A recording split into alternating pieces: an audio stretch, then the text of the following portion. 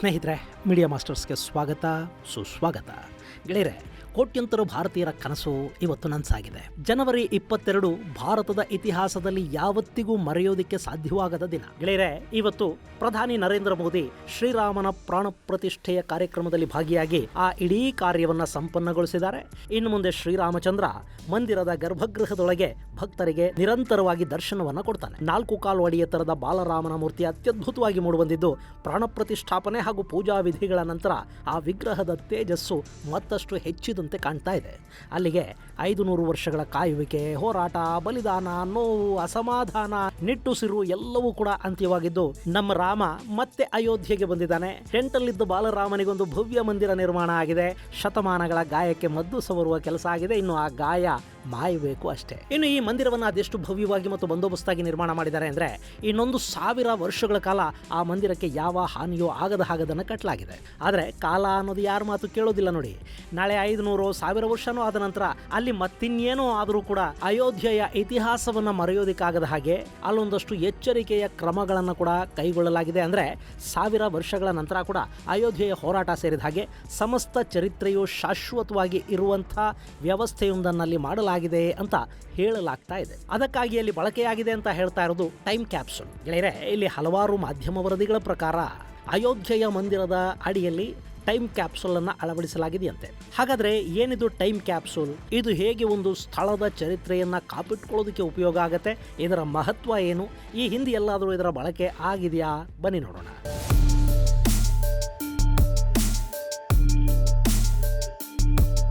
ಸ್ನೇಹಿತರೆ, ರಾಮ ಮಂದಿರದ ಉದ್ಘಾಟನೆ ಸಂಪನ್ನಗೊಂಡಿದೆ. ಸುಮಾರು 1300 ಕೋಟಿ ರೂಪಾಯಿಗಳಷ್ಟು ವೆಚ್ಚದಲ್ಲಿ ನಿರ್ಮಾಣ ಆಗ್ತಾ ಇರೋ ಈ ಭವ್ಯ ಮಂದಿರದ ಮೊದಲ ಹಂತದ ಕೆಲಸ ಪೂರ್ಣಗೊಂಡಿದೆ. 2ನೇ ಮಹಡಿಯಲ್ಲಿ ಒಂದಷ್ಟು ಕುಸುರಿ ಕೆಲಸಗಳು ಬಾಕಿ ಇವೆ. ಹಾಗೆ 3ನೇ ಮಹಡಿಯ ನಿರ್ಮಾಣ ಆಗಬೇಕಾಗಿದೆ. ಮಂದಿರದ ಸುತ್ತಲಿನ 70 ಎಕರೆಯಷ್ಟು ವಿಸ್ತೀರ್ಣದ ಭೂಪ್ರದೇಶವನ್ನು ಕೂಡ ವಿವಿಧ ಕಟ್ಟಡಗಳು ಹಾಗೂ ಸೌಂದರ್ಯೀಕರಣದ ಕೆಲಸಕ್ಕೆ ಬಳಕೆ ಮಾಡ್ಕೋತಾರೆ. ಅಲ್ಲಿ ಒಂದಷ್ಟು ವಸತಿ ಗೃಹಗಳು ತಲೆ ಎತ್ತುತ್ತವೆ, ಸೋಲಾರ್ ಪಾರ್ಕ್ ಬರುತ್ತೆ, ಕಸ ಸಂಸ್ಕರಣಾ ಘಟಕ ಬರುತ್ತೆ, ಪ್ರಸಾದ ನಿಲಯವೊಂದರ ನಿರ್ಮಾಣ ಆಗುತ್ತೆ. ಜೊತೆಗೆ ಇನ್ನಷ್ಟು ಮಂದಿರಗಳು ಕೂಡ ಅಲ್ಲಿ ತಲೆ ಎತ್ತುತ್ತವೆ. ಅದಕ್ಕೆ ಸಂಬಂಧಪಟ್ಟ ಸಾಕಷ್ಟು ಕೆಲಸ ಇನ್ನು ನಡಿಬೇಕಿದೆ. ಅದೆಲ್ಲ ಆಗೋದಕ್ಕೆ ಇನ್ನು 2-3 ವರ್ಷಗಳಾದರೂ ಬೇಕಾಗಬಹುದು. ಇನ್ನು ಈ ದೇವಾಲಯದ ನಿರ್ಮಾಣಕ್ಕೆ ಸರ್ಕಾರಿ ಹಣವನ್ನು ಬಳಸಿಲ್ಲ. ಉತ್ತರ ಪ್ರದೇಶ ಸರ್ಕಾರ ಕೇವಲ ನಗರಾಭಿವೃದ್ಧಿ ಮತ್ತು ನಗರ ಸೌಂದರ್ಯೀಕರಣಕ್ಕೆ ಹಣ ಖರ್ಚು ಮಾಡಿದೆಯೇ ಹೊರತು ಮಂದಿರ ನಿರ್ಮಾಣಕ್ಕಲ್ಲ. ಇಡೀ ಮಂದಿರ ಕೋಟ್ಯಂತರ ಜನರ ದೇಣಿಗೆಯ ಹಣದಲ್ಲಿ ನಿರ್ಮಾಣವಾದ ಜಗತ್ತಿನ ಅತಿದೊಡ್ಡ ಕ್ರೌಡ್ ಫಂಡೆಡ್ ಯೋಜನೆ ಅನ್ನೋ ಹೆಗ್ಗಳಿಕೆಗೆ ಕೂಡ ಪಾತ್ರವಾಗಿದೆ. ಹೀಗಾಗಿ ಇದು ಭಕ್ತರ ಹಣದಲ್ಲಿ ಟ್ರಸ್ಟ್ನ ಉಸ್ತುವಾರಿಯಲ್ಲಿ ನಿರ್ಮಾಣಗೊಂಡ ದೇವಾಲಯ. ಇದೇ ಕಾರಣಕ್ಕಾಗಿಯೇ ಇನ್ನು ಮುಂದೆ ಕೂಡ ದೇವಾಲಯದ ದರ್ಶನಕ್ಕೆ, ಪ್ರಸಾದಕ್ಕೆ, ಹೀಗೆ ಯಾವುದಕ್ಕೂ ಕೂಡ VIP, VVIP ಟಿಕೆಟ್ಗಳನ್ನು ಇಡೋದು, ಹಣ ಸಂಗ್ರಹ ಮಾಡೋದು ಇದು ಯಾವುದು ಇರೋದಿಲ್ಲ ಅಂತ ಈಗಾಗಲೇ ಟ್ರಸ್ಟ್ ತಿಳಿಸಿದೆ. ಇನ್ನು ನಾಗರ ಶೈಲಿಯಲ್ಲಿ ನಿರ್ಮಾಣಗೊಂಡಿರುವ ಈ ಮಂದಿರದಲ್ಲಿ ಹೊಯ್ಸಳ, ಚೋಳ ಹಾಗೂ ಚಾಲುಕ್ಯ ಶೈಲಿಗಳನ್ನು ಒಳಗೊಂಡ ಬಾಲರಾಮ ಪ್ರತಿಷ್ಠಾಪನೆಗೊಂಡಿದ್ದಾನೆ. ಈ ಮೂಲಕ ರಾಮ ಮಂದಿರ ಇಡೀ ಭಾರತವನ್ನು ಬೆಸೆಯುವ ರಾಷ್ಟ್ರ ಮಂದಿರವಾಗಿ ಬದಲಾಗಿದೆ. ಇನ್ನು ಈ ಮಂದಿರಕ್ಕೆ ಕರ್ನಾಟಕದ ಕೊಡುಗೆ ಕೂಡ ತುಂಬಾನೇ ಅಪಾರ. ರಾಮನ ಮೂರ್ತಿ ನಿರ್ಮಾಣ ಆಗಿರುವ ಕಲ್ಲು, ಹೀಗೆ ಶೈಲಿ, ಶಿಲೆ, ಶಿಲ್ಪ ಮತ್ತು ಶಿಲ್ಪಿ ಎಲ್ಲವೂ ಕೂಡ ಕನ್ನಡಮಯಾನೇ. ಇದು ಕರ್ನಾಟಕಕ್ಕೆ ಹೆಮ್ಮೆ ತರುವ ವಿಷಯ. ಇನ್ನು ಈ ದೇವಾಲಯಕ್ಕೆ ಶತಮಾನಗಳ ಇತಿಹಾಸನೇ ಇದೆ. ಹಾಗೆ ಈ ಮಂದಿರ ನಿರ್ಮಾಣಕ್ಕೆ ಕೂಡ ದೊಡ್ಡ ಹೋರಾಟ ನಡೆದಿದೆ. ಏನೇ ನಡೆದರೂ ಜನರ ನೆನಪು ಅನ್ನೋದು ಶಾಶ್ವತ ಅಲ್ಲ ನೋಡಿ. 1-2-3 ತಲೆಮಾರುಗಳ ನಂತರ, ಒಂದಷ್ಟು 100 ವರ್ಷಗಳ ನಂತರ ಕೂಡ ಯಾವ ಇತಿಹಾಸನೂ ಮರೆಯಾಗಬಾರದು ಅನ್ನೋ ಕಾರಣಕ್ಕೆ ರಾಮ ಮಂದಿರದ ಚರಿತ್ರೆಯನ್ನು ಶಾಶ್ವತವಾಗಿ ಉಳಿಸುವ ನಿಟ್ಟಲ್ಲಿ ಈ ಸ್ಥಳದ ದಾಖಲೆಗಳನ್ನು, ಮಾಹಿತಿಗಳನ್ನು ಸುರಕ್ಷಿತವಾಗಿರಿಸುವ ಪ್ರಯತ್ನಗಳಾಗ್ತಾ ಇವೆ. ಆ ಪ್ರಯತ್ನದ ಭಾಗವಾಗಿ ಟೈಮ್ ಕ್ಯಾಪ್ಸೂಲನ್ನು ಬಳಕೆ ಮಾಡಿದ್ದಾರೆ ಅಂತ ಒಂದಷ್ಟು ಮಾಧ್ಯಮಗಳು ವರದಿ ಮಾಡಿವೆ.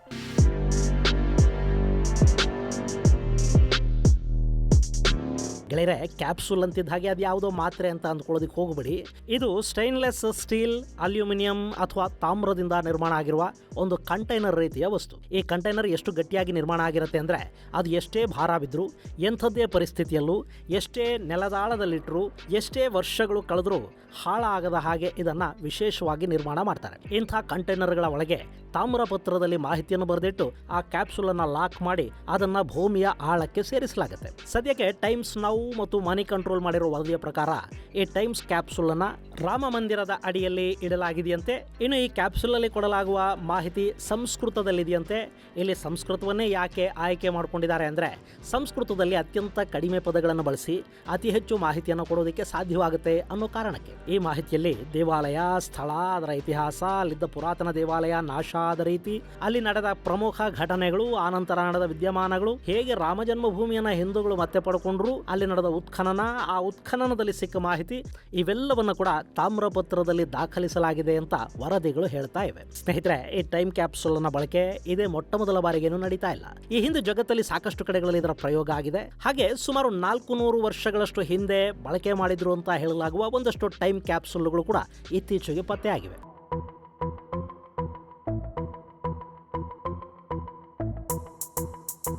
ಈ ಹಿಂದೆ ಅಂದರೆ 17ನೇ ಶತಮಾನದಲ್ಲಿ ಸ್ಪೇನ್ನಲ್ಲಿನ ಬರ್ಗೋಸ್ನಲ್ಲಿ ನಿರ್ಮಿಸಲಾಗಿದ್ದ ಜೀಸಸ್ ಕ್ರೈಸ್ಟ್ ಪ್ರತಿಮೆಯ ಅಡಿಯಲ್ಲಿ ಒಂದು ಟೈಮ್ ಕ್ಯಾಪ್ಸುಲ್ ಅನ್ನು ಇಡಲಾಗಿತ್ತಂತೆ. ಅದು 2017 ನವೆಂಬರ್ 30ನೇ ತಾರೀಕು ಪತ್ತೆಯಾಯಿತು. ಅದರಲ್ಲಿ ಜೀಸಸ್ ಕ್ರೈಸ್ಟ್ ಪ್ರತಿಮೆಯನ್ನ 1777ರಲ್ಲಿ ನಿರ್ಮಿಸಲಾಗಿದೆ ಅನ್ನೋ ಮಾಹಿತಿಯ ಜೊತೆಗೆ ಆ ಕಾಲಘಟ್ಟದ ರಾಜಕೀಯ ಹಾಗೂ ಸಾಮಾಜಿಕ ಸ್ಥಿತಿಗತಿಗಳ ಬಗ್ಗೆ ಕೂಡ ಒಂದಷ್ಟು ಮಾಹಿತಿಯನ್ನು ಕೊಡಲಾಗಿದೆ. ಇನ್ನು ಇದಲ್ಲದೆ ಪೋಲೆಂಡ್ ಅಲ್ಲಿ 1726ರ ಸಮಯಕ್ಕೆ ಸಂಬಂಧಿಸಿದ ಕ್ಯಾಪ್ಸುಲ್ ಒಂದು ಪತ್ತೆಯಾಯಿತು. ಹಾಗೆಯೇ 1794ರ ಸಮಯಕ್ಕೆ ಸಂಬಂಧಪಟ್ಟ ಕ್ಯಾಪ್ಸುಲ್ ಕೂಡ ಪತ್ತೆಯಾಗಿದ್ದು, ಇನ್ನು 1901ರ ಸಮಯದಲ್ಲಿ ಅಮೆರಿಕದ ಮೆಸಾಚ್ಯೂಸೆಟ್ಸ್ನ ಓಲ್ಡ್ ಸ್ಟೇಟ್ ಹೌಸ್ ಅಲ್ಲಿ ತಾಮ್ರದಿಂದ ಮಾಡಲಾಗಿದ್ದ ಸಿಂಹದ ಪ್ರತಿರೂಪದಲ್ಲಿ ಟೈಮ್ ಕ್ಯಾಪ್ಸುಲ್ ಒಂದನ್ನು ಇರಿಸಲಾಗಿತ್ತು. ಅದು ಸಿಂಹದ ತಲೆಯ ಭಾಗದಲ್ಲಿತ್ತು. 2014ರಲ್ಲಿ ಆ ಕಟ್ಟಡವನ್ನು ಜೀರ್ಣೋದ್ಧಾರ ಮಾಡುವಾಗ ಈ ಟೈಮ್ ಕ್ಯಾಪ್ಸುಲ್ ಪತ್ತೆ ಆಯಿತು. ಇನ್ನು ಈ ಟೈಮ್ ಕ್ಯಾಪ್ಸುಲ್ಗಳು ಇತಿಹಾಸದಲ್ಲಿನ ಕಾಲಘಟ್ಟಗಳ ಬಗ್ಗೆ ಒಂದಷ್ಟು ನಿಖರ ಮಾಹಿತಿಗಳನ್ನು ಕೊಡುತ್ತವೆ ಅಂತ ನಂಬಲಾಗಿದೆ. ಹೀಗಾಗಿ ಜಗತ್ತಿನ ಸಾಕಷ್ಟು ಭಾಗಗಳಲ್ಲಿ ಈ ಟೈಮ್ ಕ್ಯಾಪ್ಸುಲ್ಗಳನ್ನು ಅಳವಡಿಸುವ ಕೆಲಸ ನಡೆದಿದೆ, ನಡೀತಾ ಇದೆ ಕೂಡ. ಅದರಲ್ಲೂ ತಸ್ಮಾನಿಯಾದಲ್ಲಿ ಒಂದು ಬಸ್ನಷ್ಟು ದೊಡ್ಡದಾದ ಸ್ಟ್ರಕ್ಚರ್ ಪತ್ತೆಯಾಯಿತು. ಅದನ್ನು ಸ್ಟೀಲಲ್ಲಿ ನಿರ್ಮಾಣ ಮಾಡಲಾಗಿತ್ತು. ಅದರ ಒಳಗೆ ಸೋಲಾರ್ ಪ್ಯಾನಲ್ಗಳು, ಬ್ಯಾಟರಿಗಳು ಇದ್ವು. ಅದನ್ನು ಹವಾಮಾನದ ಬಗ್ಗೆ ಮಾಹಿತಿಯನ್ನು ಕಲೆ ಹಾಕಿ ಡಿಜಿಟಲೀಕರಣಗೊಳಿಸಿ ಸ್ಟೋರ್ ಮಾಡೋದಕ್ಕೆ ನಿರ್ಮಾಣ ಮಾಡಲಾಗಿತ್ತು ಅನ್ನೋ ಅಂಶ ಆ ನಂತರದ ದಿನಗಳಲ್ಲಿ ಹೊರಬಿತ್ತು. ಇನ್ನು ಈ ಟೈಮ್ ಕ್ಯಾಪ್ಸುಲ್ಗಳ ಬಗ್ಗೆ ಸಾಕಷ್ಟು ಭಿನ್ನಾಭಿಪ್ರಾಯಗಳು ಕೂಡ ಇವೆ. ಯಾಕೆಂದ್ರೆ ಈ ಕ್ಯಾಪ್ಸುಲ್ಗಳು ಮುಂದಿನ ಪೀಳಿಗೆಗೆ ತುಂಬಾ ಉಪಯುಕ್ತ ಮಾಹಿತಿಯನ್ನು ಕೊಡೋದರ ಬದಲಾಗಿ ಹಿಂದಿನ ಕಾಲದ ಕೆಲಸಕ್ಕೆ ಬಾರದ ಮಾಹಿತಿಯನ್ನೆಲ್ಲ ಹೆಚ್ಚಾಗಿ ಕೊಡ್ತಾ ಇವೆ.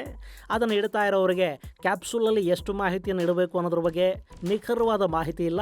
ಸಿಕ್ಕಿದ್ದನ್ನೆಲ್ಲ ಬರೆದಿಟ್ಟಿರ್ತಾರೆ. ಆ ಕ್ಯಾಪ್ಸುಲ್ಗಳು ಕೂಡ ಒಂದು ರೀತಿ ಶಾಸನಗಳ ಹಾಗೆ ಕೆಲಸ ಮಾಡುತ್ತವೆ. ಈ ಹಿಂದೆ ಭೂಮಿ ಮೇಲೆ ನಡೆದಿರುವ ಘಟನೆಗಳನ್ನ ಜಗತ್ತಿಗೆ ತಿಳಿಸೋದ್ರಲ್ಲಿ ಕಲ್ಲು ಮತ್ತು ತಾಮ್ರದ ಶಾಸನಗಳು ತುಂಬಾ ಮುಖ್ಯ ಪಾತ್ರವನ್ನ ನಿರ್ವಹಿಸಿವೆ. ಹಾಗೆ ಮುಂದಿನ ದಿನಗಳಲ್ಲಿ ಈ ಟೈಮ್ ಕ್ಯಾಪ್ಸುಲ್ಗಳು ಕೂಡ ಒಂದಷ್ಟು ಕೆಲಸ ಮಾಡಬಹುದೇ ಹೊರತು ಅದರಿಂದ ಹೆಚ್ಚು ಲಾಭ ಏನಿಲ್ಲ ಅಂತ ಇತಿಹಾಸಕಾರ ವಿಲಿಯಮ್ಸ್ ಜಾರ್ವಿಸ್ ಹೇಳ್ತಾರೆ. ಇಷ್ಟಾದರೂ ಕೂಡ ಪ್ರಪಂಚದ ನಾನಾ ಭಾಗಗಳಲ್ಲಿ ಟೈಮ್ ಕ್ಯಾಪ್ಸುಲ್ಗಳನ್ನು ಇಡೋದು ಇವತ್ತಿಗೂ ಕೂಡ ನಡೀತಲೇ ಇದೆ.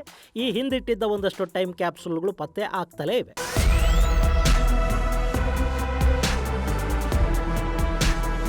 ಗೆಳೆಯರೆ, ನಮ್ಮಲ್ಲಿ ರಾಜ ಮಹಾರಾಜರ ಕಾಲದಲ್ಲಿ ಅವರು ಮಾಡಿದ ಪುಣ್ಯದ ಕೆಲಸಗಳು, ಅವರ ನಿರ್ಮಾಣಗಳು, ಅವರ ಸಾಧನೆಗಳನ್ನ ಕಲ್ಲಿನ ಮೇಲೆ ಕೆತ್ತಿಡುವ ಒಂದು ಪದ್ಧತಿ ಇತ್ತು. ಹಾಗೆ ಕೆತ್ತಲ್ಪಟ್ಟ ಶಿಲಾಲೇಖನಗಳನ್ನೇ ಶಿಲಾ ಶಾಸನಗಳು ಅಂತ ಕರೀತಾರೆ. ಹಾಗೆ ತಾಮ್ರಪತ್ರಗಳ ಮೇಲೆ ಬರೆಯಲ್ಪಟ್ಟ ಒಂದಷ್ಟು ಶಾಸನಗಳು ಕೂಡ ನಮ್ಮಲ್ಲಿ ಪತ್ತೆ ಆಗಿವೆ. ಇನ್ನು ಕರ್ನಾಟಕದ ವಿಷಯಕ್ಕೆ ನಾವು ಬರೋದಾದ್ರೆ, ನಮ್ಮಲ್ಲಿ ಸಾಮಾನ್ಯ ಶಕ 370ರಿಂದ 450ರ ನಡುವೆ ರಚಿಸಲ್ಪಟ್ಟಿತ್ತು ಅಂತ ಹೇಳಲಾಗುವ ಶಾಸನವೊಂದು ಶಿವಮೊಗ್ಗ ತಾಲೂಕಲ್ಲಿ ಸಿಕ್ಕಿದೆ. ಅದನ್ನ ತಾಳಗುಂದ ಶಾಸನ ಅಂತ ಕರೀತಾರೆ. ಇಷ್ಟು ದಿನ ಹಲ್ಮಿಡಿ ಶಾಸನವನ್ನ ಕನ್ನಡದ ಅತ್ಯಂತ ಪುರಾತನ ಶಾಸನ ಅಂತ ನಂಬಲಾಗಿತ್ತು.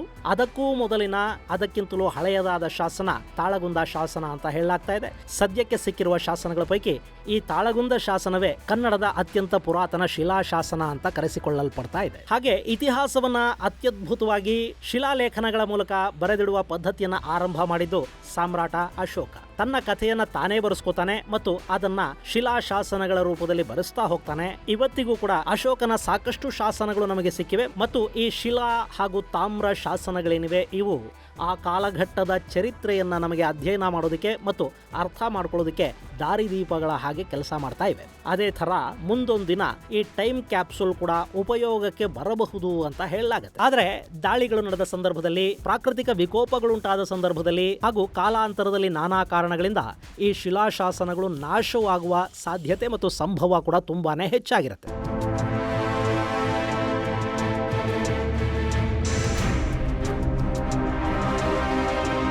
ಇವತ್ತಿಗೂ ಕೂಡ ನಮ್ಮ ಸಾಕಷ್ಟು ಪುರಾತನ ದೇವಾಲಯಗಳನ್ನು ಯಾರು ನಿರ್ಮಾಣ ಮಾಡಿದರು, ಯಾವ ಕಾಲಘಟ್ಟದಲ್ಲಿ ಅವು ನಿರ್ಮಾಣ ಆದವು ಅಂತ ಹೇಳೋದಕ್ಕೆ ಖಚಿತ ಮಾಹಿತಿ ಸಾಕಷ್ಟು ಕಡೆಗಳಲ್ಲಿ ಸಿಗ್ತಾ ಇಲ್ಲ. ಇನ್ನೊಂದಷ್ಟು ಕೆಡವಲ್ಪಟ್ಟ ಮತ್ತು ನಾಶಗೊಂಡ ದೇವಾಲಯಗಳ ಕಲ್ಲುಗಳನ್ನು ಕೂಡ ನಾವು ಮನೆಗಳ ಅಡಿಪಾಯಗಳಿಗೆ ಹಾಕೊಂಡು ಅಲ್ಲಿ ದೇವಾಲಯ ಒಂದಿತ್ತು ಅನ್ನೋ ಗುರುತು ಕೂಡ ಸಿಗದ ಹಾಗೆ ಮಾಡಿಬಿಟ್ಟಿದ್ದೀವಿ. ಹೀಗಾಗಿ ಸಾಕಷ್ಟು ಐತಿಹಾಸಿಕ ಮಾಹಿತಿಗಳು ನಮಗೆ ಗೊತ್ತಿಲ್ಲದ ಹಾಗೆ ನಾಶವಾಗಿ ಬಿಡೋ ಸಾಧ್ಯತೆಗಳು ಕೂಡ ಇರುತ್ತವೆ. ಇನ್ನು ಒಂದಷ್ಟು ಬಾರಿ ಉತ್ಖನನಗಳು ನಡೆದರೂ ಕೂಡ ಅದಕ್ಕೆ ಸಂಬಂಧಪಟ್ಟ ಸರಿಯಾದ ಮಾಹಿತಿಗಳನ್ನು ಸಂಗ್ರಹಿಸೋದು ಕಷ್ಟ ಆಗುತ್ತೆ. ಇಂಥ ಪರಿಸ್ಥಿತಿ ಉಂಟಾಗದಿರಲಿ ಅನ್ನೋ ಕಾರಣಕ್ಕೆ ಟೈಮ್ ಕ್ಯಾಪ್ಸುಲ್ಗಳಲ್ಲಿ ಮಾಹಿತಿಯನ್ನ ಭದ್ರಪಡಿಸಿದ್ರೆ ಎಷ್ಟು ಶತಮಾನಗಳ ನಂತರವಾದರೂ ಅದು ಉತ್ಖನನಗಳ ಸಂದರ್ಭದಲ್ಲಾದರೂ ಸಿಗುವ ಸಾಧ್ಯತೆ ಇರುತ್ತೆ ಮತ್ತು ಐತಿಹಾಸಿಕ ಮಾಹಿತಿ ಮತ್ತು ಮಹತ್ವಗಳನ್ನ ಮುಂದಿನ ತಲೆಮಾರುಗಳಿಗೆ ತಲುಪಿಸೋದಕ್ಕೆ ಇವು ಸಹಾಯ ಮಾಡುತ್ತವೆ ಅನ್ನೋ ಒಂದು ನಂಬಿಕೆ ಇದೆ.